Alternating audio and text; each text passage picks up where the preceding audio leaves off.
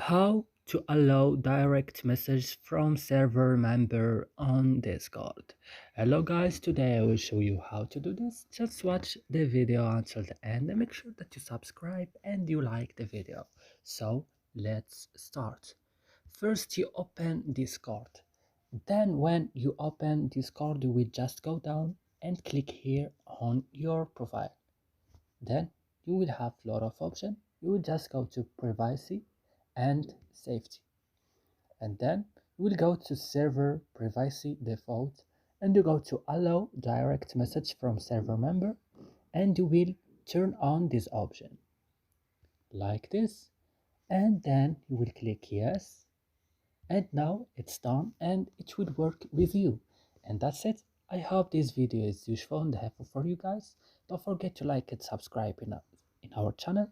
See you next video.